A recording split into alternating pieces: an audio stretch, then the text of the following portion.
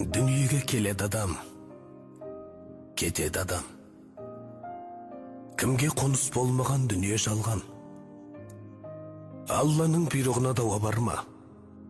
Өзі берген өмірін өзі алған. Сіз жоқсыз арамызда, жылап қала бердік біз артыңызда. Орның қалдау, ортайып, асыл әке. Не қыларсың, не істерсің бұл тағдырға? Не істерміз, өмірге бағынамыз, еске алып, өзіңді жабығамыз. Сол бір асыл бейнеңді жан әкетай, аңсаймыз да, бәріміз сағынамыз.